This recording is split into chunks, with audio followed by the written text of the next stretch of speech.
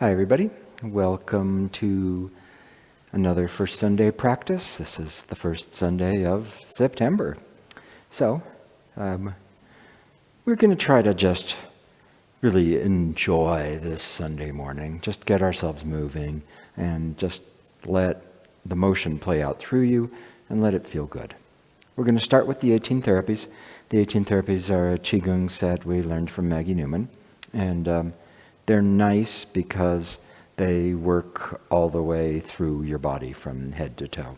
In each of them, what you're doing is trying to make the shapes as best you can rather than trying to go to an extreme. So for example, there's one where we bend over like this. When you're doing this, it's easy for this to become kind of a crunching, where you're shortening one side and trying to stretch the other side as far as possible. That's not what we want to do. From here, you want to make a nice curve and feel like it extends up, not down, shortening. Or there's a bunch where we bend over towards the ground. Again, going as far as possible isn't the point. Making a nice curve is what you want to do.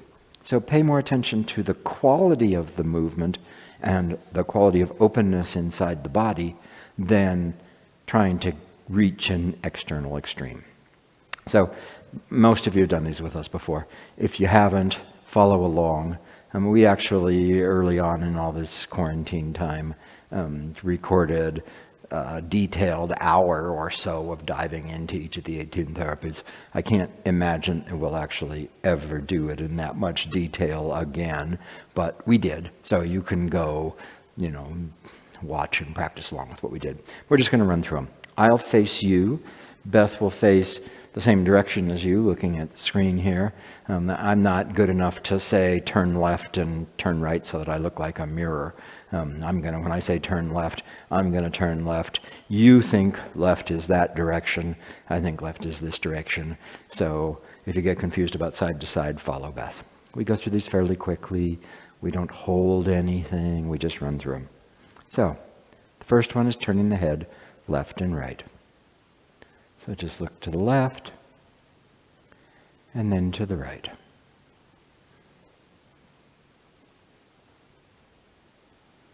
And feel this go through your whole body.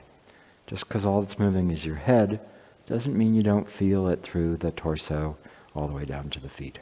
Now look up and down, feeling it through the whole body.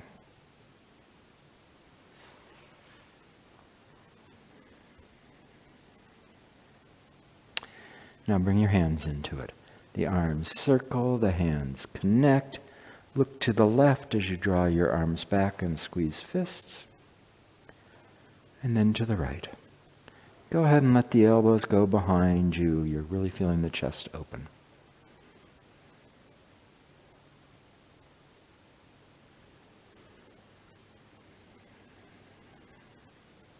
And then all the way up, fists open.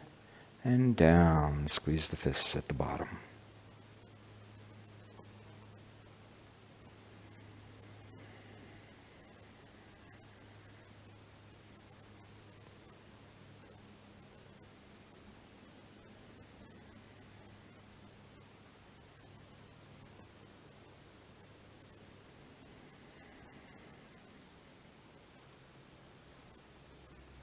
Interlace your hands and thumbs. Let the hands come up and follow your left hand as it comes down. The shoulders drop, the elbows drop, the hand drops. Follow the hand all the way with your eyes. Let your eyeballs roll around in order to keep following the hand. Now I'm following the right hand, all the way down. Shoulders drop, then elbows, then hands.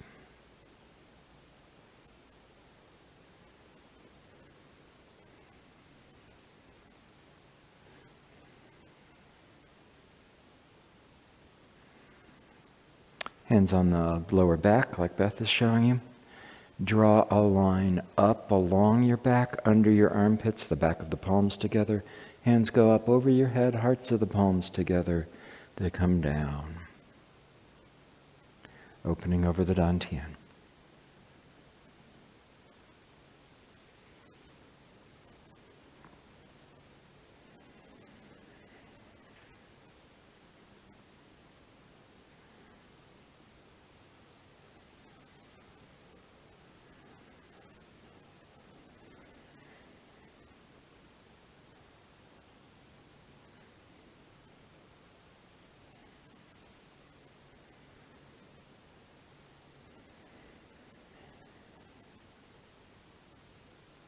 Start in the same position.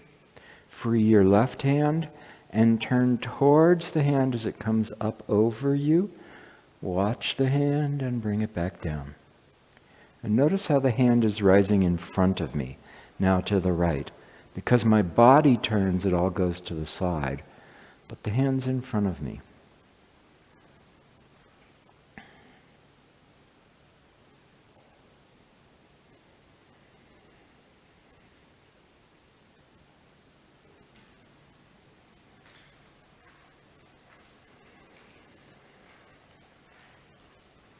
Okay, here's that one I talked about in the beginning. Interlace the hands. Let them come up about solar plexus height. They start rotating. And the palms are out. You've got an oval with your head in it. Open to the upper left, elongating. Twice. Same side.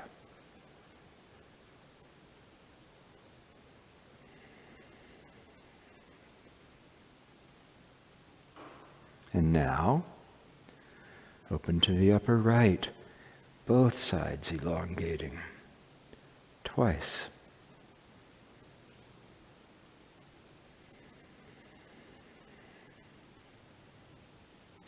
Now we spiral the whole body. Elbows at your side, make fists. Open the left palm. Turn to the right. As you do that, it sends the left hand straight out, and you look over your right shoulder and back. Right hand, turn to the left. Let that spiral go all the way from your feet to your eyes. Make sure the hand goes straight out ahead of you.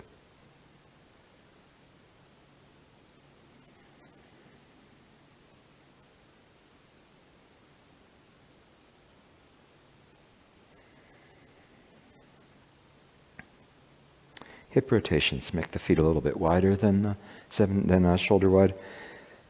Put your thumbs in the front so you can really feel your hip joints. Make sure it's the hips that are moving, not the head. Rotate the hips around to the left, getting as much motion as you can in the hips. 4 times. See how my head stays mostly in the same place. It's my hips that are moving. And really feel the motion with your thumbs right there in the hip joints. And then from the back around to the right 4 times.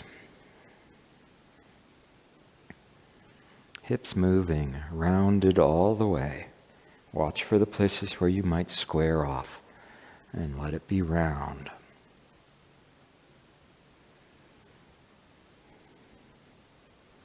Stop in the back, and all these places where we're bent over, before you stand up, first bend your knees so that your center of gravity is right between your feet, and then stand up through the body. Okay.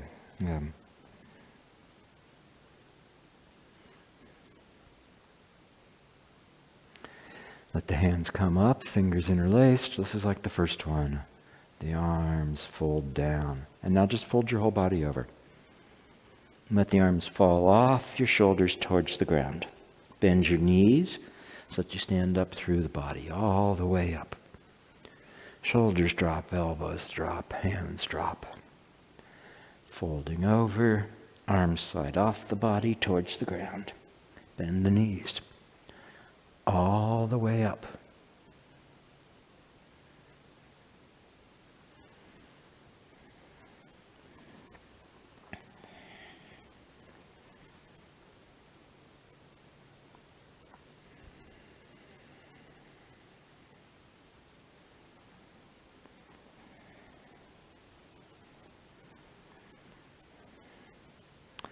The one we call funky 70-30s. I'm going to face you so you can see what I'm doing. But I think that direction is left. You think that way is left. Follow Beth. We start going to the left. So the elbows at the sides, the hands in fists. Shift into your right leg. Turn the body to the left. Shift to the left, opening the front hand. And come back.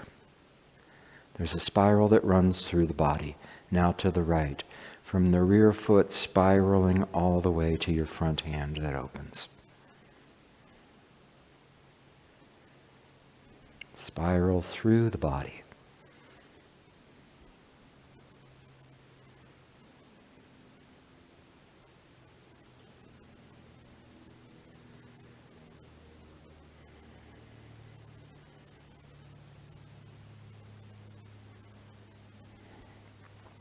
Bring the feet close together. You don't have to cram them together, but feel like your weight is dropping through one thing at the bottom, not two. Interlace the fingers. Bring them up. They turn out. Head comes back level. And now make the nicest curve you can with the hands and your body down towards your ankles and feet. Release the hands, bend the knees, stand up. Easy standing up, not agonized.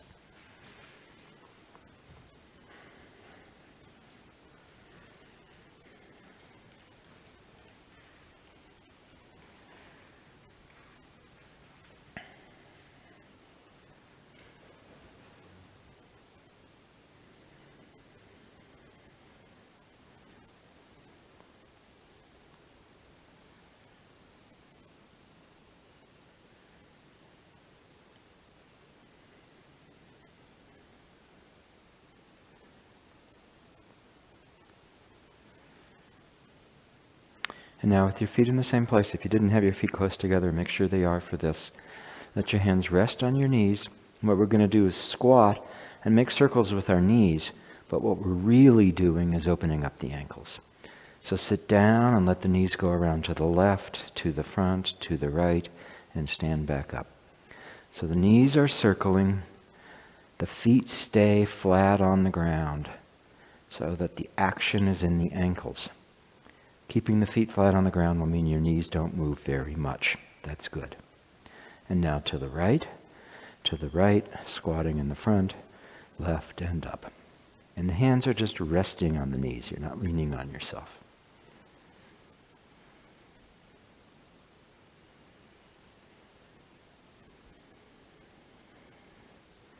Stop in the back, bend your knees so that the body is upright, and then stand up. Okay, wider than shoulder wide. We're going to sit in one leg and turn the other way. When you do that, make sure the front knee tracks the toes. Don't let the knee fall in. So sit in the left and open to the right. Left hip joint opening, right hip joint closing. Sit on the right, open to the left. Right hip joint opening, left hip joint closing. And as you do this, the leg you're standing on, its knee tracks the toes.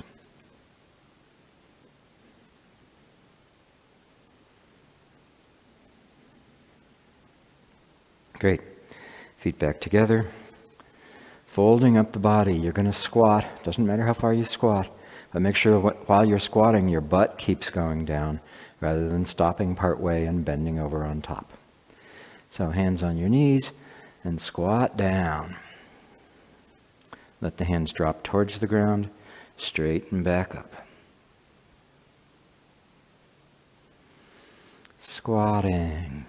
Butt moves all the way. When it stops, you're done.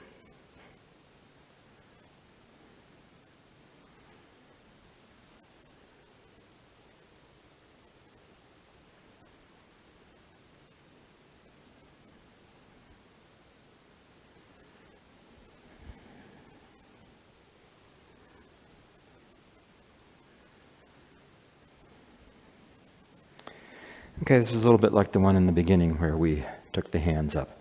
And remember, when you're doing this, the hand is just coming right in front of you, but what you're doing is turning the body. But see how my hand is still in front of me. It's not over here at the side or pulled up behind me. So feet are wide. Put your hands on opposite knees. Free the left hand. Squat and turn towards that hand, following it with your gaze. And come back up. Right hand. Squat, following the hand. Whole body is open. And back to standing up.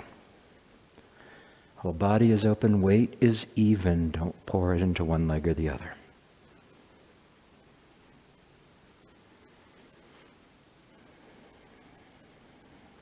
Bend your knees and stand up.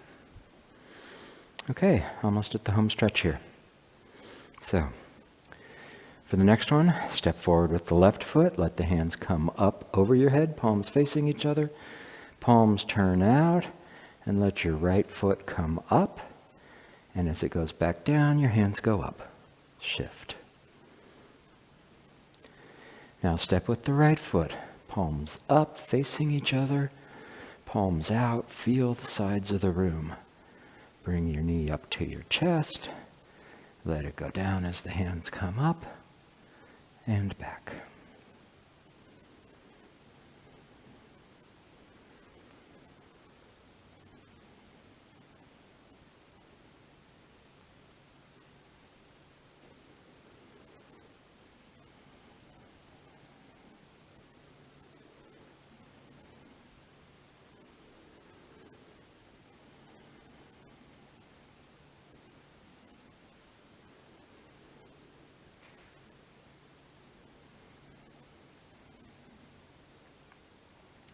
Last one, strolling heroically. Hands on your hips. Step out with the left foot. Sit down to shift underground. Stand up on the front foot till it peels your rear heel off the ground. Sit down, reaching with the rear heel. Shift underground. Stand up till it peels the ball of the front foot off the ground. Again, into the left leg. And let the right foot step. Underground, into the front foot, standing up to peel the rear heel off the ground. Sitting down, reaching with the rear heel. Underground, up the back leg. Forward, and step.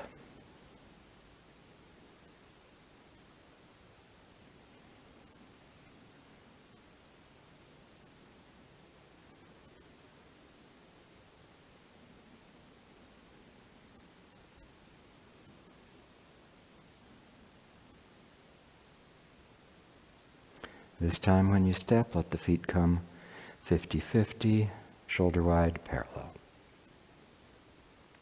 The 18 therapies. So a nice set that'll help you work through all the parts of the body, get them all open. So let's take advantage of that now and do a first third. And in this first third, just enjoy that free moving openness.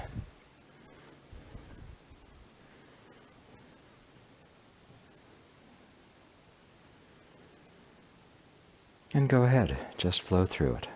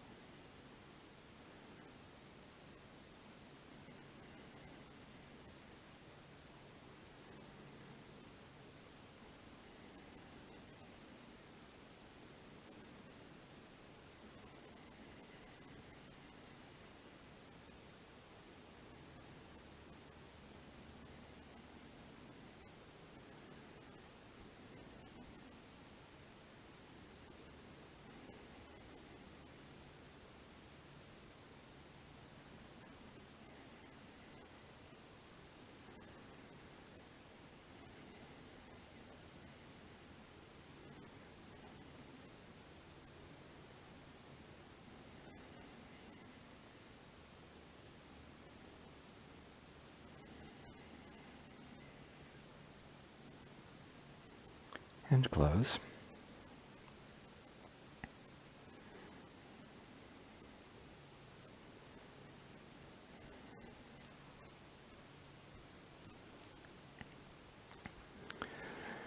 So there's a lot of things that happen in Tai Chi. And as you're learning it, you're going to be working at multiple different levels at different times. So one of the things that you have to do is you have to pay a lot of attention to the technical precision. And we're not going to work on that kind of thing today. But that technical precision is really, really important. And you've got to develop more strength in the legs, more ability to actually put your weight on one foot or the other so that you're not unclear where your weight is. You know where your weight is. It's just clear. And so we do lots of work on that level. But it's really important to keep coming back to the internals of Tai Chi and what's actually happening in there. And that will have a lot to do with how it feels and where you send your awareness. So there's a couple kinds of minds we work with in Tai Chi Chuan. And one of them, the heart mind, the Shin, the sort of essence of your energetic and mental beings. You should always be letting rest in the Dantian. And so that, your heart mind gets disturbed by things. It gets caught on current events, which is a completely understandable thing for your heart mind to get caught on. It gets caught on difficulties in your life, personal, family, professional. It gets caught on worries. It gets caught on chattering and distraction. And so for all of those, what you want to do is just let your center really be in your center. So this is where you're working from. Another kind of mind we work with is called E, and it's your directed awareness. And so we are all experts at the configuration of our awareness, even if we're not aware of it. And so part of what we want to do is we want to work on where the awareness is so that that skill becomes available to our fingertips. And so just do this, just stand here, and I don't care what you do with your arms or anything, and just really try to feel all the space around you.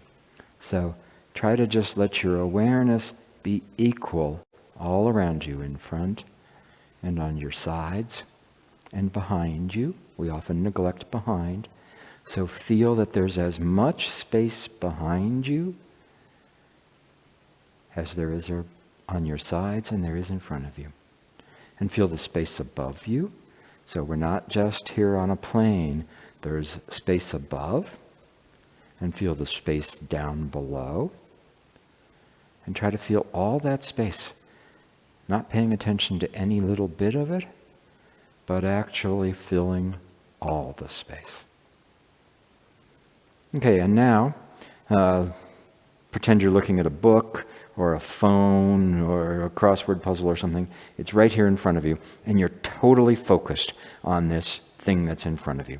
So it's total awareness on the thing that's in front of you. Somebody could come up from behind you and they could put their hands over your eyes and you wouldn't know until that happened because you're totally focused on the thing that's in front of you.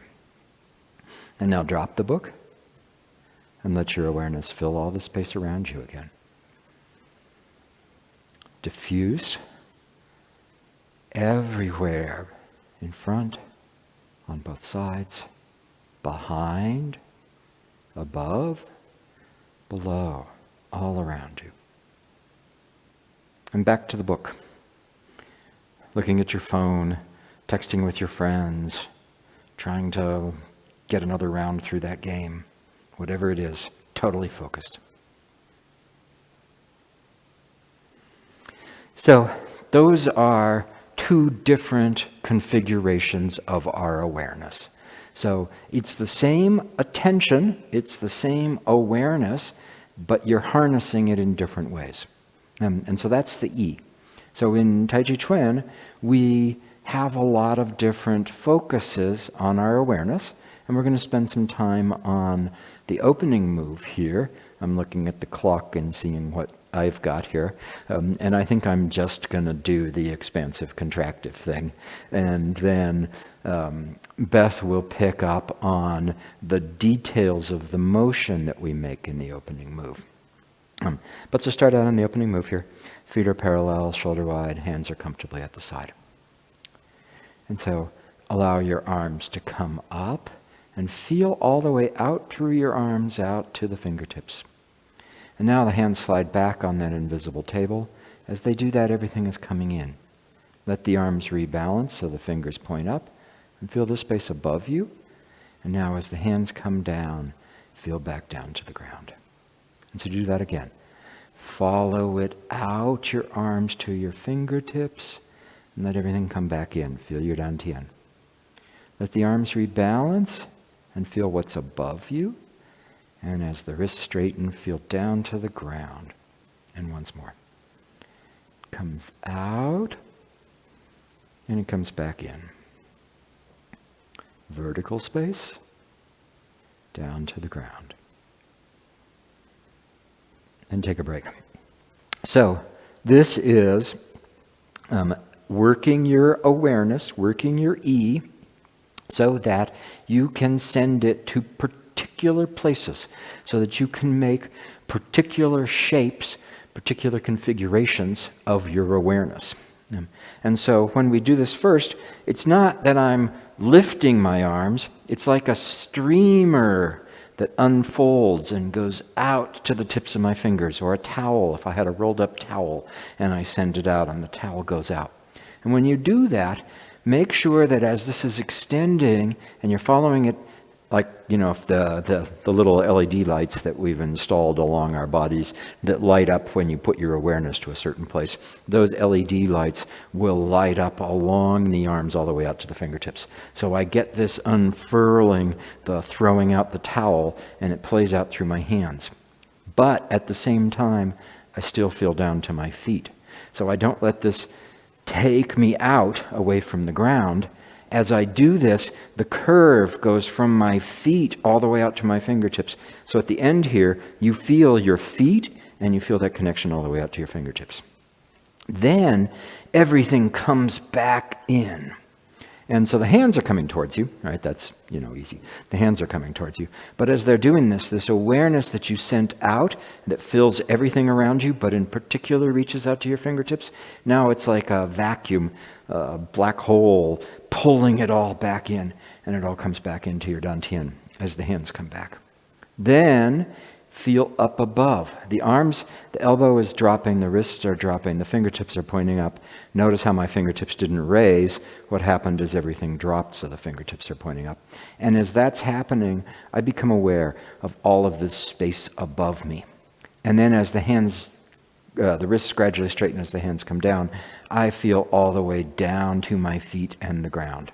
So you're doing a couple things with your awareness here. You're doing an expansive that fills all the space, but also make sure to get from your foot out to your fingertips. You're doing a bringing everything back in, a contracting. So you should feel your dantian now. You're feeling another expansiveness that goes up, and then it comes down to the ground, and you feel the ground. It's really important when you're doing this kind of work that you make sure to stay grounded. So at the end of any one of these kinds of exercises, really feel the ground. Don't let yourself finish with everything caught up, airy and disconnected from the ground. So I don't want to have this finish up, and then I continue on without feeling the ground. That can be bad for you, as well as just losing the ground. So you want to make sure that when you do this, I'm all up here, but now feel the ground and really feel your feet. Feel the quality of your socks if you're wearing socks. Feel the quality of the grass underneath your bare feet if you're barefoot outside. Feel whatever it is down there and really feel it. And, there's a number of people who have various degrees of neuropathy and aren't able to feel all the way out to their extremities. And so that's okay. If your feeling stops in your thighs or your knees, really feel down to there, and then with your mind, try to reach past where you can feel to the ground. So that you make sure whenever you finish anything like this, you finish it connected to the ground. So we're going to do what we call the 3 threes, where we do 3 repetitions of from the heels together into 50-50, arms, and then close back up. So that's 1 repetition. We'll do that from V to feet parallel back to V 3 times. And inside each of them, we'll do the opening move 3 times. And so what I want you to really pay attention to is not the mechanics of doing this, but the experience of your awareness expanding and focusing back in, of your awareness reaching up and connecting back down to the ground. I'll talk through the first one, and I'll be quiet through the second 2. So, starting from the V, shift your weight to the right, step with the left. Shift to the left, body opens to the right. Turn to the front, pivoting on the heel. 50-50 and stand up. Now 3 times. Feel from your feet all the way out to your fingertips and all the space around you. Bring everything back into the center. Let the arms rebalance and feel the space above you. And ground, connect back to earth.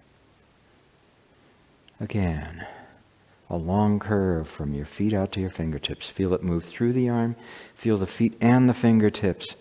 Bring everything back into your center, Dantian. Arms rebalance, space above. Connect to the ground. It comes up from the feet, through your body, through your arms, out to your fingertips. You draw it back into your center. The arms rebalance, the fingers wake up, you feel space above. And connect back down to the ground, your feet on the earth. Close, shift to the left, turn to the right. Shift to the right, bring the heels together. Okay, twice more. And go ahead. Just really pay attention to how it feels and how you can direct your awareness to different places and different shapes.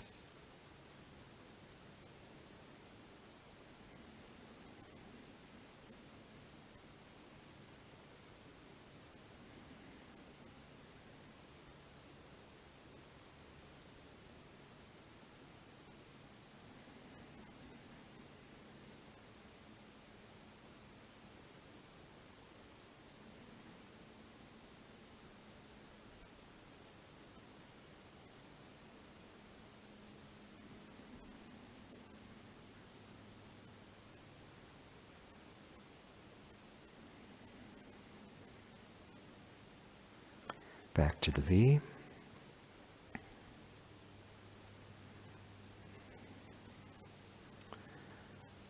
Once more.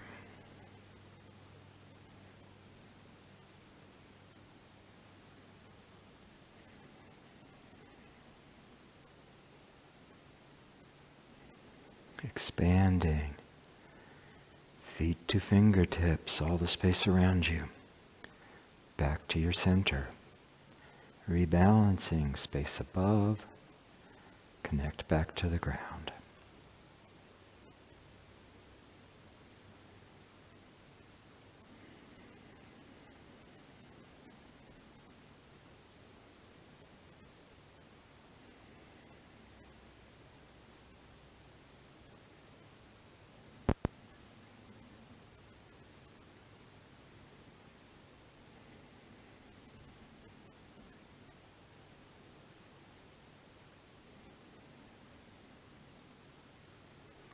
And close.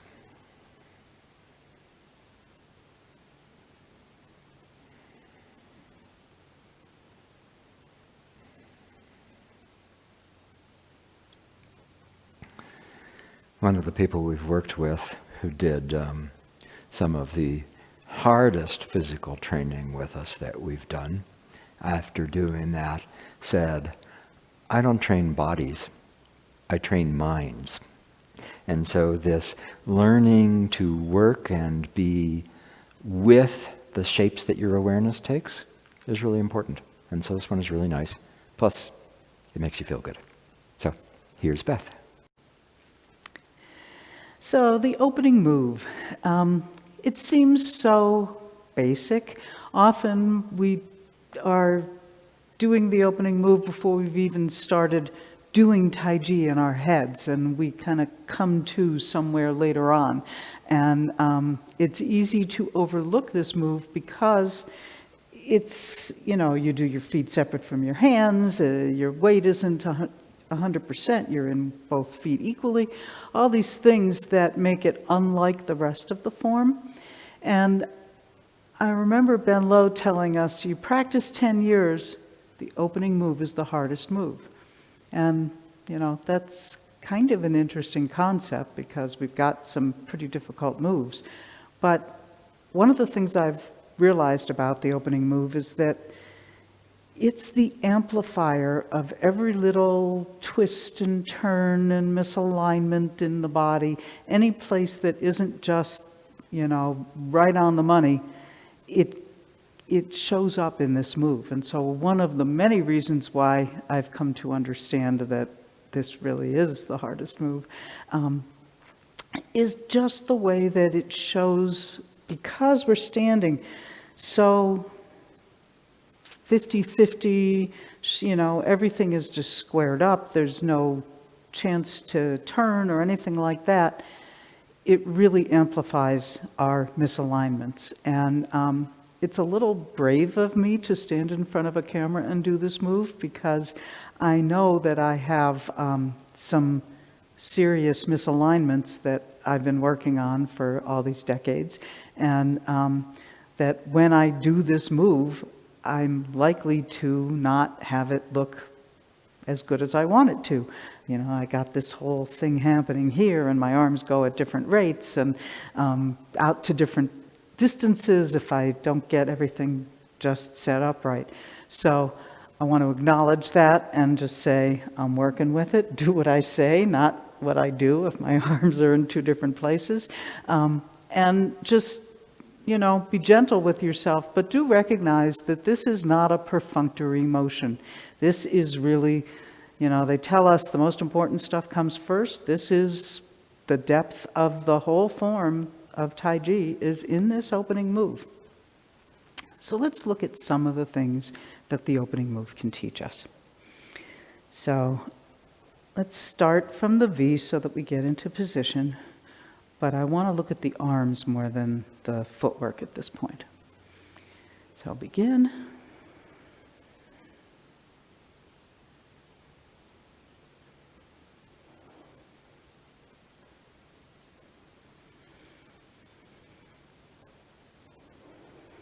And now before we start with the arms, go ahead and check your feet. This is one of the places where any twist or turn or misalignment is going to turn up.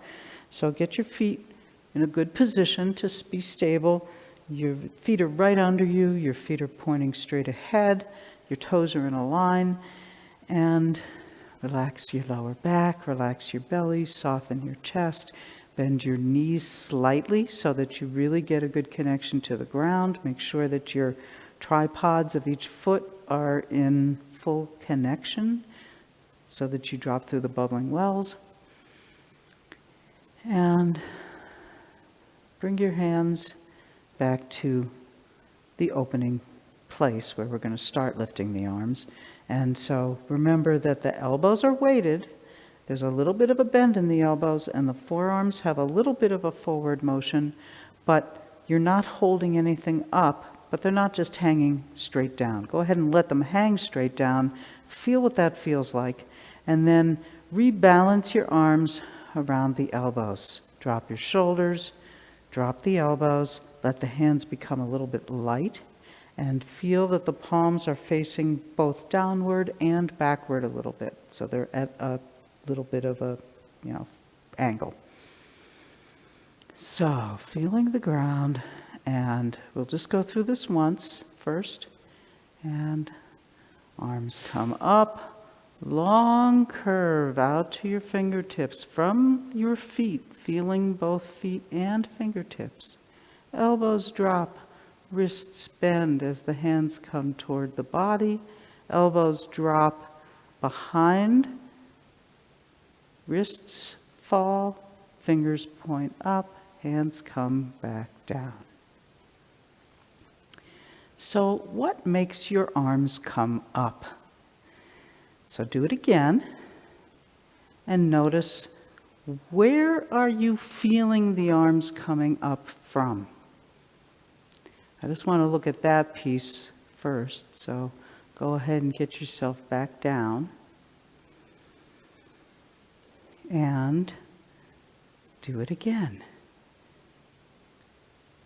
Where is the lifting coming from?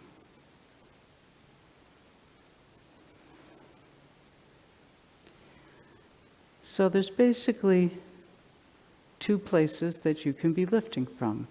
You could be, go ahead and take a break. You can be lifting from above, from this part of the arm, or you can be lifting from below.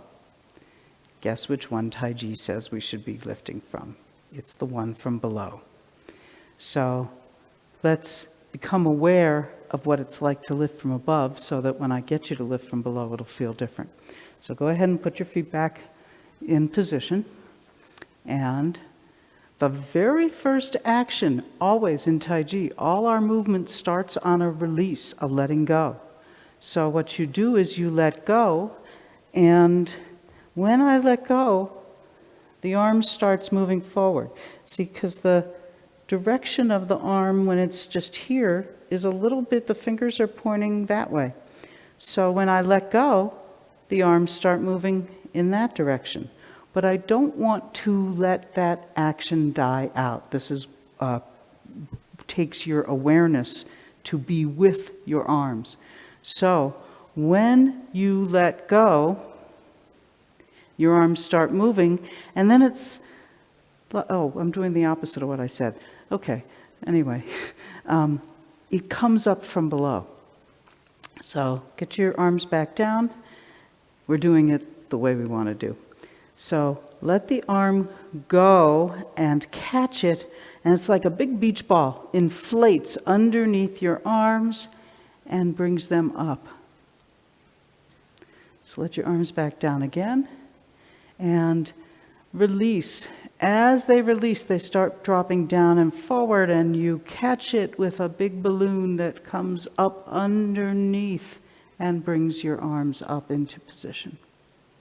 Now let your hands back down and do it from above.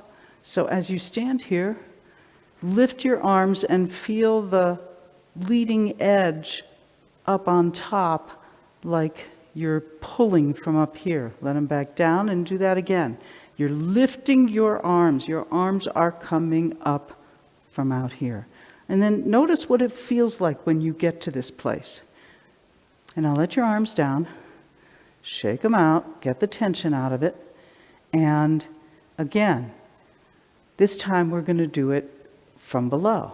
So release, the arms start dropping forward, you catch it like there's a big inflatable thing coming up underneath you. And now stop here and notice how that feels. Let your arms back down. So what I'm trying to get you to feel is the difference between lifting your arms from above and, so it's got this action versus I let it go. It becomes a long curve that starts with the letting go. It starts moving out. So the first action, as Lee's helpful hints were showing us, the first action is this way, not this way. And it's not that I'm doing this, because now I still have to get them back up. And you can test it for yourself. If you do this as an active thing that you're putting your arms down and out, now try to lift them from below. Well, you're going to lift them from above because they've run out of room for something to come from below and help lift them. So that's why I'm using this image of like a giant balloon or beach ball or something, that when you let go, this beach ball comes in and starts carrying your arms up. That's how they get up there without force. Because when you do this, it feels very forceful. And the movement doesn't begin on a release. When you lift from above, you're just lifting. And tune into your shoulders and your scapula and how it feels across your chest, your shoulders, this whole region when you lift from above. So pick them up. Notice what height they come to. Take a look at yourself and see where they are. Feel, where's the tension that's created in lifting them up? So I've got a lot of tension through here, up here, across my back, and look how high my arms have come to. Okay, now let them go, and we'll do it the other way. So release. The arms start to drop. The big beach ball catches them. It inflates up and out to the fingertips. So now hold it here a moment. A lot of that tension, for me anyway, has gone away. I don't feel like I'm holding them up. And look how much lower my arms are. And that's part of it, is that by doing it like this, I get my arms to an authentic place rather than lifting the whole thing to some place that is not comfortable, actually. So let them back down. Release them, shake them out, let them be loose. And notice how, as they come up, one of the differences when you lift from above, the whole arm is going to move as a piece. So I lift my arms. The whole thing comes up as one. And in fact, I'm not even sure how to change my hands, because then it's like, oh, right, my fingers, and then putting my fingers out. When you release and let the big beach ball bring your arm up, this part of the arm is moving, and it kind of comes to a stop. And now this part is playing out, and the hand is kind of drooping there, and then the beach ball fills out to the fingers.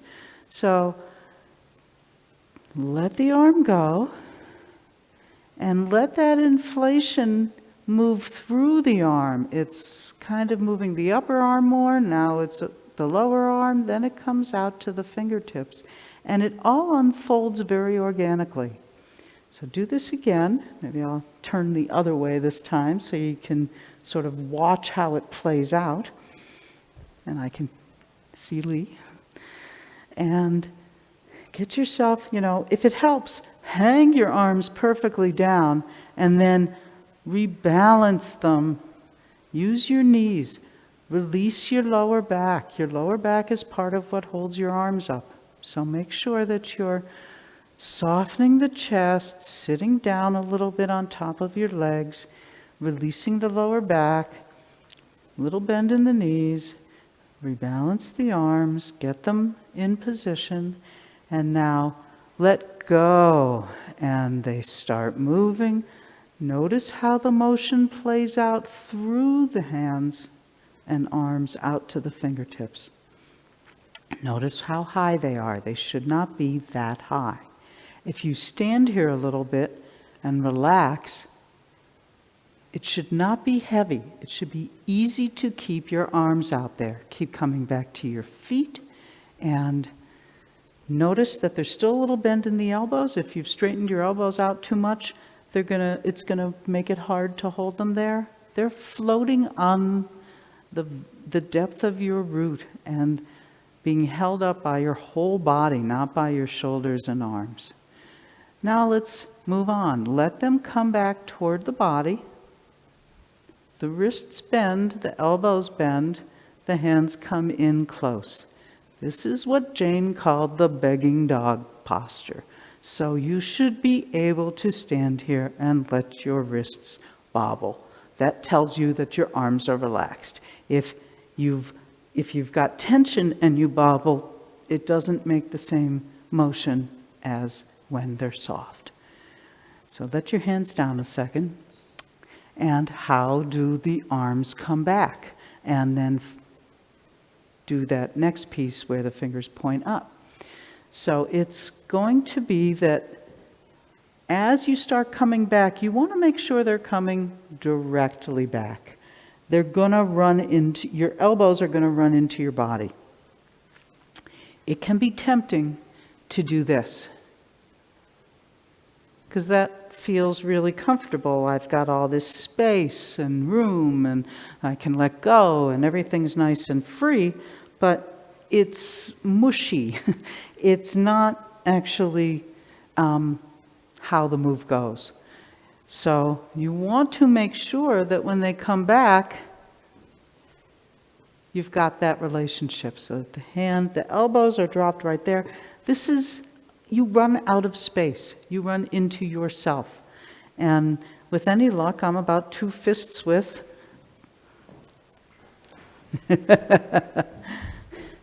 Between the 2 hands. So that's, thank you. So that's the measurement that you want to go by. And make sure that you stop while the fingers are still pointing out. Don't look for that extra freedom, because that is not how the move goes. Yeah, once we do that, yeah, we got a whole different situation here. So the arms come up and they come back. The elbows run into you. Oddly enough, there's a fist width there too. So that tells you about the place where you're going to run into yourself. So let the elbows run into you. And now what's going to happen, first I want to talk about the elbows just to get through that, because we always tell you, don't let the elbows go behind your center line. This is the furthest they ever go behind your center line. So when I drop my elbows, see where they come to?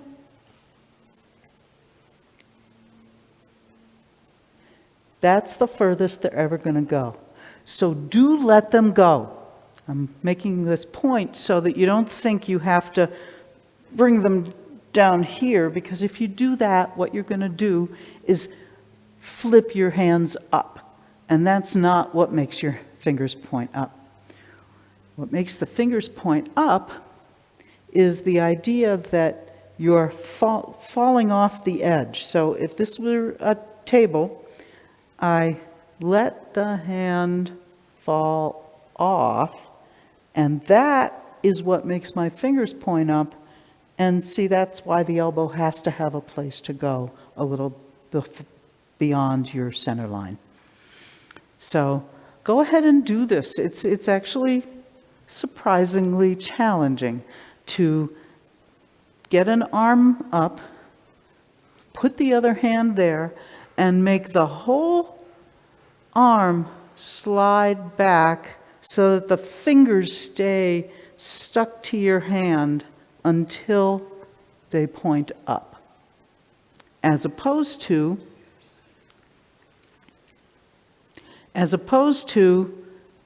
this or this, they really need to fall off the edge. That's what gets them up. One of the clues about whether or not you've done that is, once I get to here, do my fingers go higher? Because if I'm really letting them do this, the fingers end up at the height that the hand was at before. If I can't manage to keep this feeling, and at some point I do this, see, now my fingers are higher up. So you will know if you've let them slide off without having your other hand there, based on where your fingers end up. And guess what? There's still a fist's width in front of you. So this is the painful detail part that Lee wasn't doing, but this is what you want your attention to be on, is how do your hands actually get into this position and go through these shapes. And notice the tendency to want to lift a little bit. Really let your hand be stuck to your other hand until it slips off. Then it comes down right in front of you. It does not do this. So see how I'm pushing out at the end? I want to let them come down right beside me so that they end up right back where we started. So that's a whole bunch. And now you've got a lot of things to think about as you go through this move. So let's do a first third, and then we'll close with the 3 threes, and then we'll take a little break, and we'll do some sword. So anybody who wants to join us with sword or just wants to watch us do the sword, we'll come back after a short break. But let's do a first third with these nice open arms and wrists, and then we'll close with the 3 threes and call it a Sunday morning.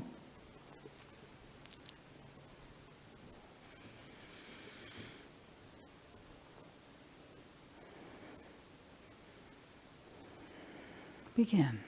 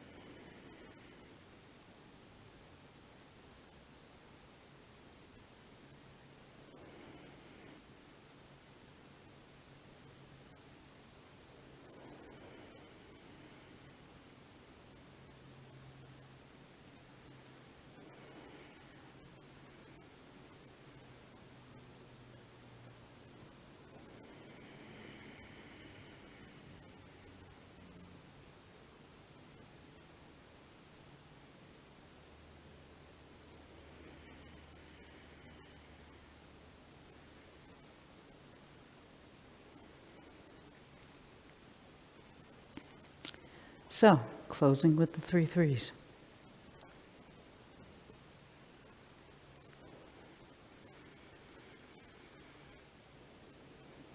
Begin.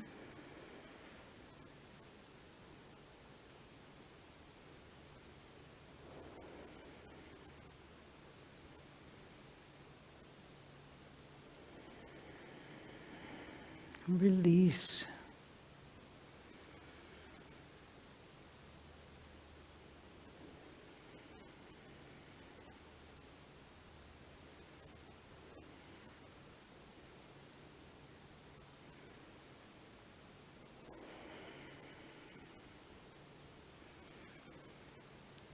Feeling your feet, long curve out to your fingertips.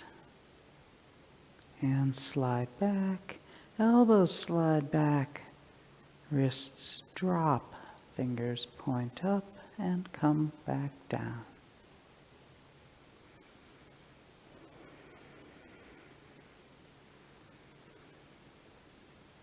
Feeling the ground, the dantian, and the top of your head, the rear crown, back down to your feet. Close up.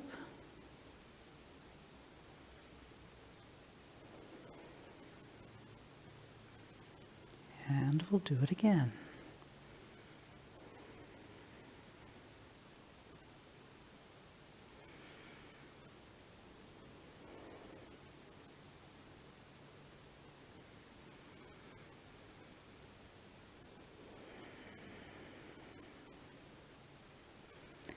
Drawing the earth energy up through your feet, all the way out to your hands. Feeling the heaven energy coming in, back down to the feet.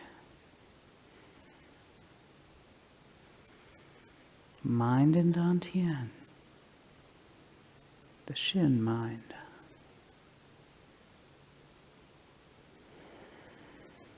The mind that watches everything from the center.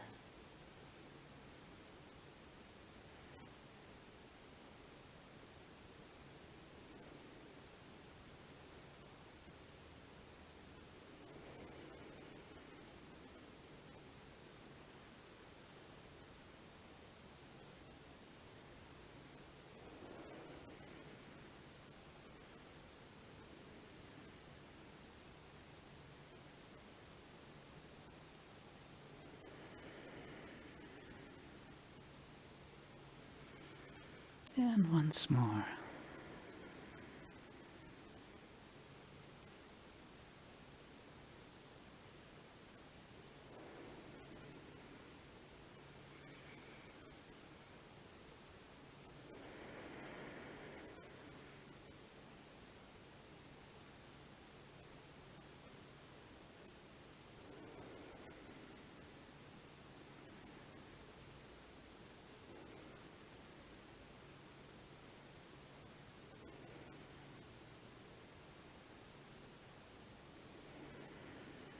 Remembering to breathe. Keep feeling your feet on the ground.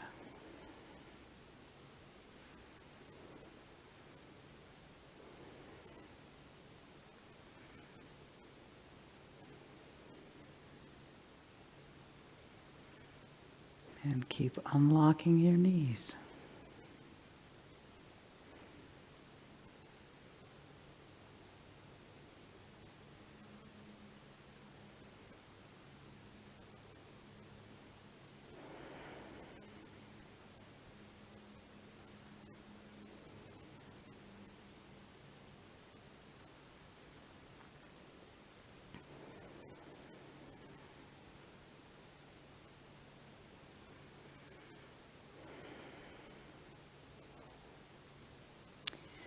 So, not so perfunctory. The whole art is in there. We just need a little more help to understand it, so we have all these other postures. But I hope that from now on, you'll realize how much is happening in the opening move. So let's take a little break. Oh, that we finished it? Yeah. Lee is reminding me that we started a beginning class online. This was our first attempt to actually teach beginners with video. And we have now completed the 13 sessions. And so if you want to review the beginning, you know somebody who wants to learn the form, you can go onto our website and it'll point you to the beginning classes and, check it out. So we'll take a break, then we'll do sword. So stick around if you'd like, and thanks for joining us.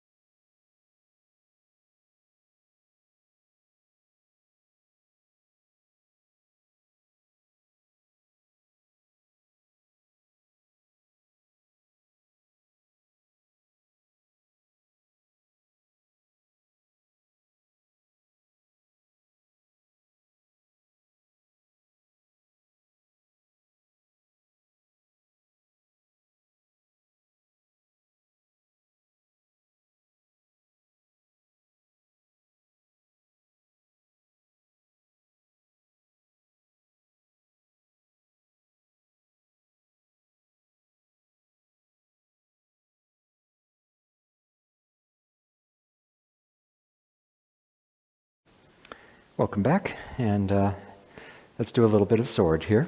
And so, connecting this to the work we've been doing before, one of the key things in the sword is putting your awareness out into the sword, and by putting your awareness out into the sword, then the chi will follow. And so the great thing about the sword is we're working with an inanimate object, this hunk of wood or metal or whatever you've got, and we're inhabiting it. And so it's starting to let us know how we work with our awareness and our energy in the rest of our lives, where we need to have it get out past us.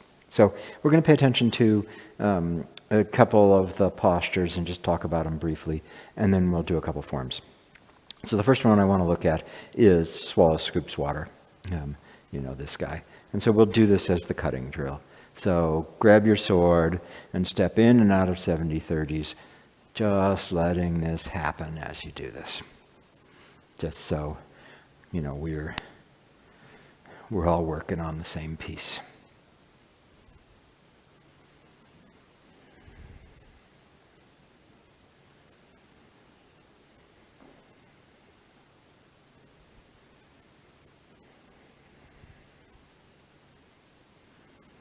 Okay, so now let's just break down little bits of this, because this move is great. There's other ones where there's not as much change happening during the move, and so we use those to look at particular grips, look at, things you could be doing. This one, it's changing all the time. So let's just do one side.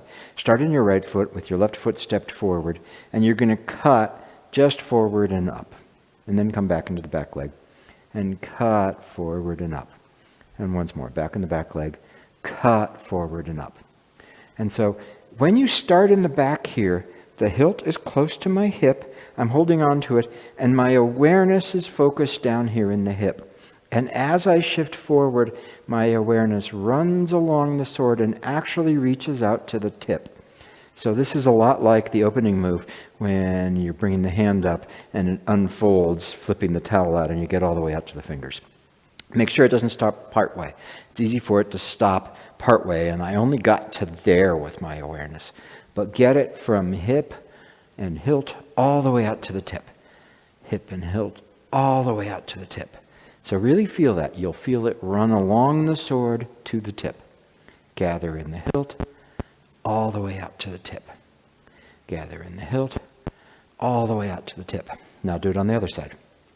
So you mean your left leg, your right foot is forward. Awareness is down here in the hilt. And as you shift forward, it goes all the way out to the tip. So hilt along the sword out to the tip. Hilt along the sword out to the tip. So you're practicing.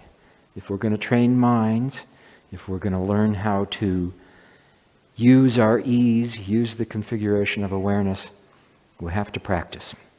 Back to the first side. Hilt out to the tip. Focused, extended. Focused, extended. Focused, extended. Left foot back, right foot forward. Hilt out to the tip. Hilt out to the tip. Hilt extended. Focused in close, out to the tip. Great. So now a couple things noticing this. When you're doing this, it's really easy, especially when the left foot is back, to end up crossing yourself and twisting. So it's really easy to end up doing this. So see how my arm is drawn across me. I'm twisted, and it'll break my wrist. But importantly, it'll make it really impossible for me to get my awareness into the hand and the hilt, because all this tension and tightness here will keep that from happening. So you want to let that be not crossed. On the other side, when I come back and I'm on this side, if I reach behind myself, rather than having it be right here, if I'm reaching behind myself, again, there's tightness in my shoulder and my arm, it won't let me get the awareness into the hilt. So where you start there really matters. So do it a little bit more, this one. Left foot forward. Look where the sword is. Move the sword too far. Move it back behind you. Make the mistake. Put it back there. And feel how you can't really focus in the hilt now. And then bring it back. And see, bringing it back is a combination of turning my body and moving the sword. I had both things wrong. Now I can be in the hilt and go out to the tip. Hilt. Out to the tip. Hilt. Out to the tip. Once more. Hilt. Out to the tip. Left foot back, right foot forward. Start with the sword. So my right hand is right in front of my left hip. It's right there. Feel that hilt. Cross yourself. Pull it across you. It's very likely that if you're like everybody else, you make this error some. Notice how you can't actually feel it down in the hilt. And let it relax. The sword moves, my body moves. And then shift out to the tip. Hilt. Out to the tip. Hilt. Out to the tip. Once more. Hilt. Out to the tip. Then what happens? And what happens is after I've come forward to the tip here, I stay in the tip. So this little bit here, as I'm sitting back, I'm still drawing the arc out there in the tip. I'm not out here and withdrawing, which would bring it back into the hilt right away. I go out to the tip, I stay in the tip, and then as I shift and gather, it runs down the sword to the hilt. So that when I get to this place where I've stepped and the tip is in the rear corner, now I'm aware in the hilt. And then I throw it out to the tip again, and as I sit back, I stay in the tip. So I'm drawing the arc out there. I stay in the tip, not bringing it back down to the hilt. So let's do this much. Forward to the tip, sit back, still in the tip.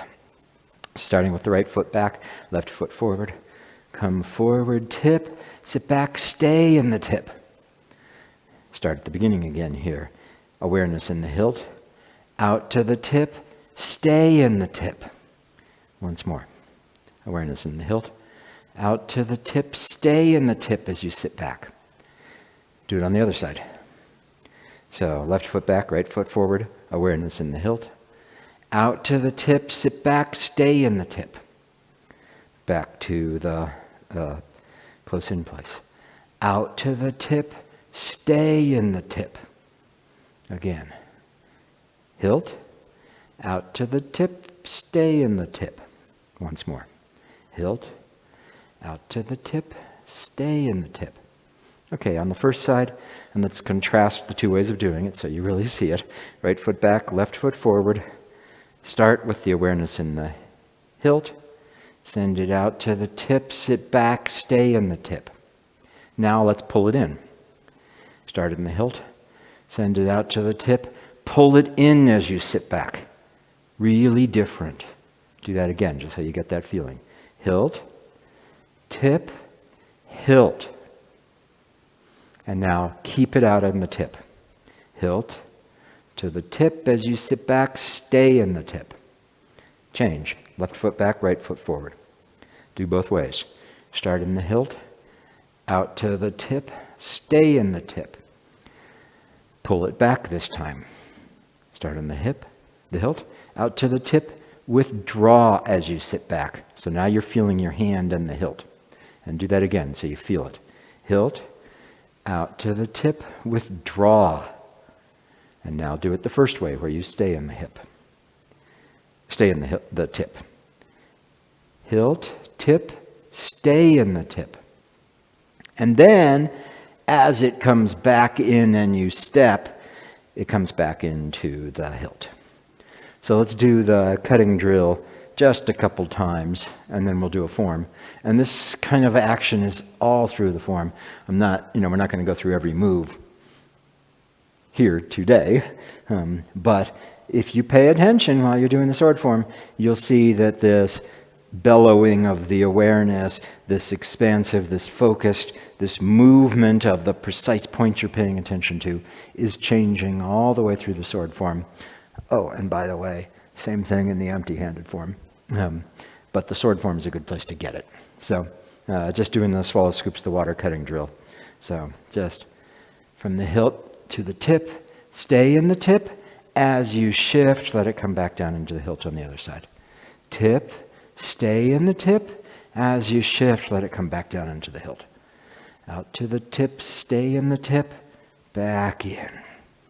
Out to the tip, stay in the tip, back in.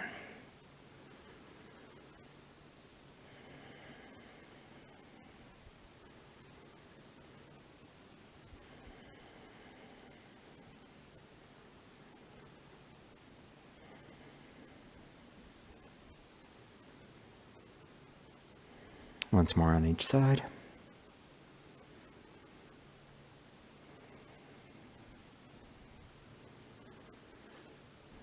Great.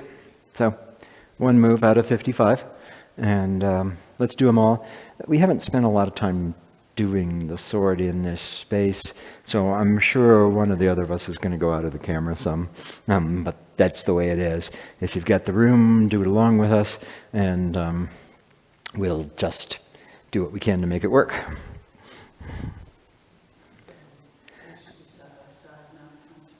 We're going to end up moving front and back enough. I think maybe side to side is, and we'll just avoid skewering each other. Yeah. You can tell we didn't work this all out before we did this. Yeah, and we're used to doing the form in this room facing that way, but you won't be able to see us if we do that. So, okay. Take it from the top.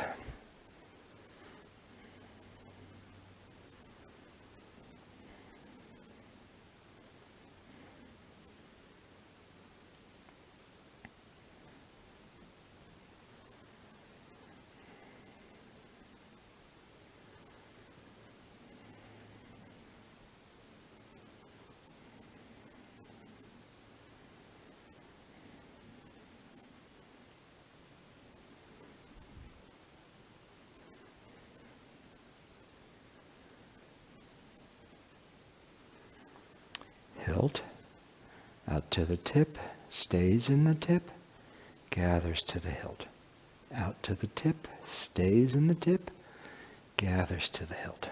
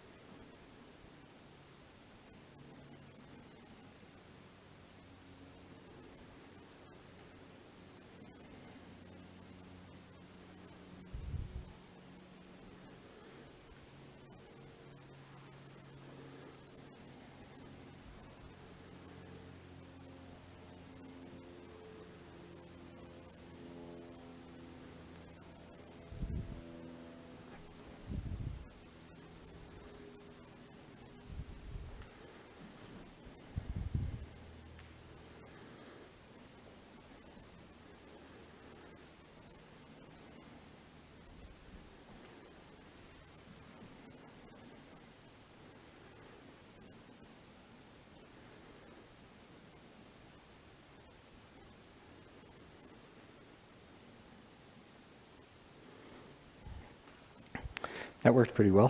Felt like we could keep the space. So, as you did that, hopefully you remembered about your awareness. I'm going to give you a simpler thing to pay attention to this time as we go through it. And it's knowing the blade. So there's two sides. These swords have two sides. That's part of what distinguishes them from a Dao or a Chinese saber that only has one sharp side. Swords have two sharp sides. Yeah. And, with swords, it's not so much a matter of, trying to bang somebody with the side of it. You're actually cutting. And that means that the edges have meaning. If you're not aware of where the edge is, it's going to be pretty hard to cut. If I take out my big chef's knife and I'm trying to cut carrots with it, I really need the edge to go in the carrots. I can't be just banging the carrots on the side with the knife. So when I'm cutting, I got to be using the edge.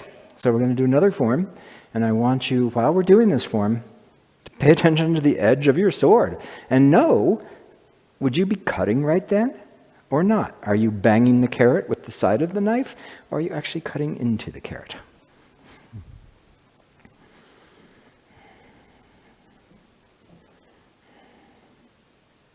Aware of the edges. And go ahead. Here you're banging the carrot.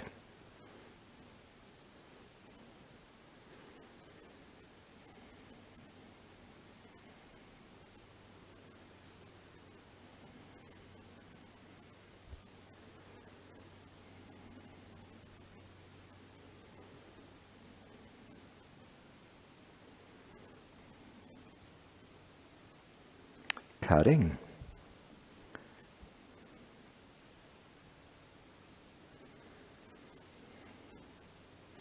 Edge. Hilt out to the tip. Edge. Stay in the tip. Hilt out to the tip. Edge. Feel the edge.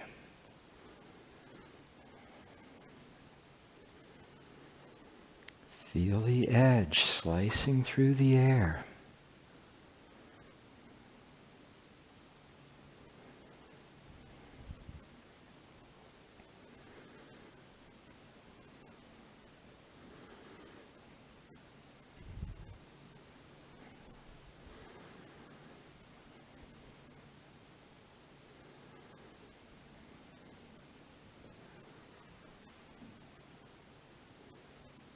Edge.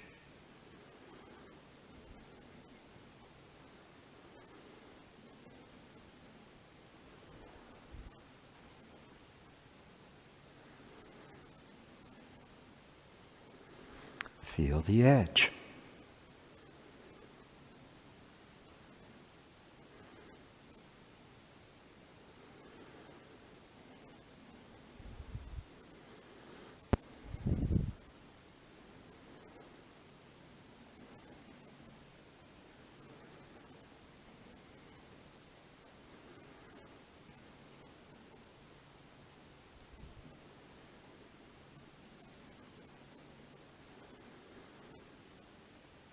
Feel the edge.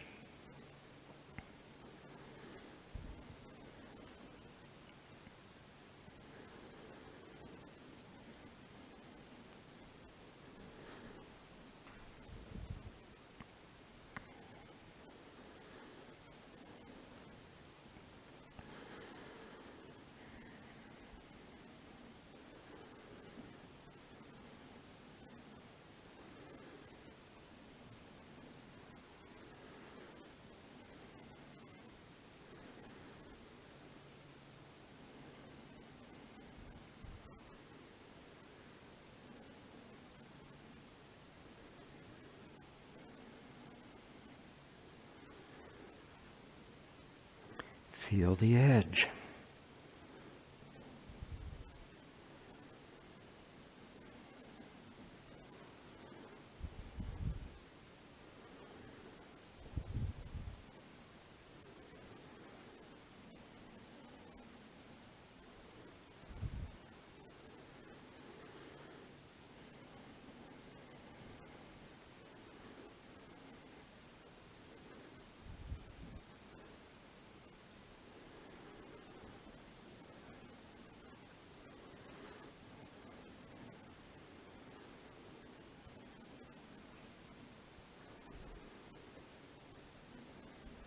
Feel the edge.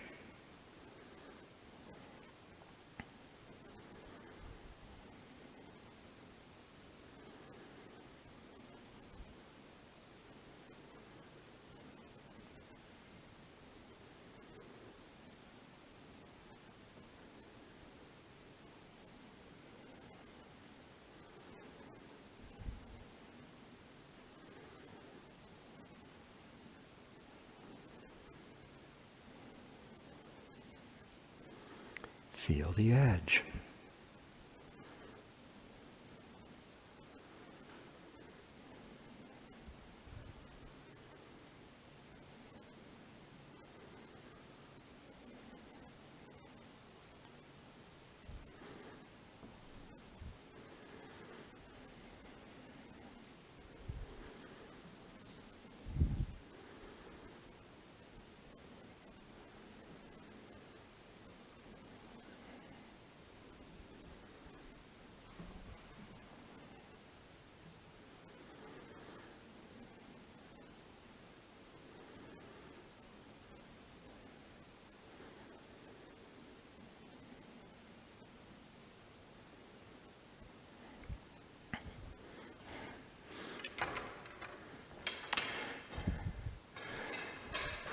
So all the work fits together.